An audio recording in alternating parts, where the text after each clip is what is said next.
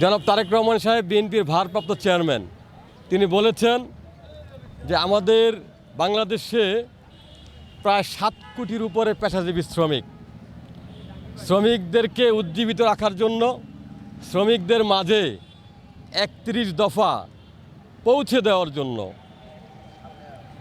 শ্রমিক নেতাদেরকে কাজ করতে বলেছে। আমরা তার ধারাবাহিকতায় জায়গায় জায়গায় আমরা শ্রমিকদের মাঝে 31 দফা পৌঁছে দেওয়ার জন্য, তারেক রহমানের বার্তাটা পৌঁছে দেওয়ার জন্য ধানের শীষের পক্ষে যাতে শ্রমিকরা ভোট দেয়। কারণ 31 দফার ভিতরে জাতির মুক্তির সনদ আছে, গণতান্ত্রিক অধিকারের কথা আছে, মৌলিক অধিকারের নিশ্চয়তার কথা আছে।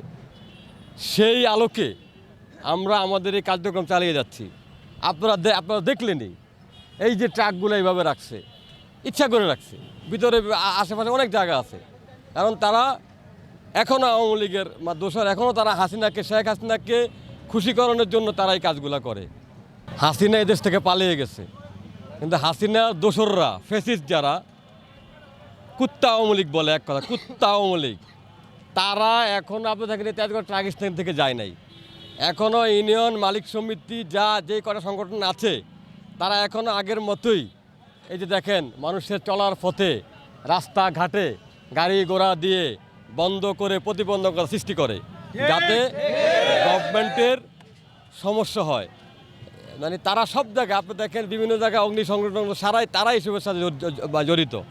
আমি মনে করি স্বরাষ্ট্র উপদেষ্টা বরাবর বলতে চাই, বাংলাদেশের আইজিপি বরাবর বলতে চাই, আমি অনেকবার বলেছি, আমি শ্রমিক দল ঢাকা মহানগর উত্তরের কনভেনার হিসাবে কাজী শাহ আলম রাজা আমি অনেকবার বলেছি যে এই তেজগাঁও ট্রাক টার্মিনালে এখনও চাঁদাবাজি হচ্ছে।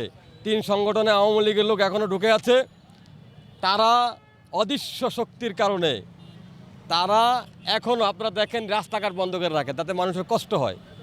মানুষ ভোগান্তি হলেই তো এই গভর্নমেন্টকে, এই সরকারকে গালি দিবে, আবার বিএনপিকেও গালি দিবে, জামাতকেও গালি দিবে। সেই কাজটাই তারা করে, গাপটে মেরে থাকে। দেখেন কোর্ট তো চলমান প্রক্রিয়া, জামিন দিবে। তারা যদি অপকর্ম করে, আইন শৃঙ্খলাকারী রক্ষাকারী বাহিনী আছে, তারা তাদেরকে আবার ধরে আবার তাদেরকে গ্রেপ্তার করবে। তবে তাদের জামিন এই মুহূর্তে ভোটের আগে না হওয়াই দেশ এবং জাতির জন্য মঙ্গলজনক। জাতির কাছে অস্পষ্ট বিষয়টা, তবে তদন্ত তো হচ্ছে, তদন্ত হলে বেরিয়ে আসবে যে আসলে কোনো নাশকতা হয়েছে কিনা।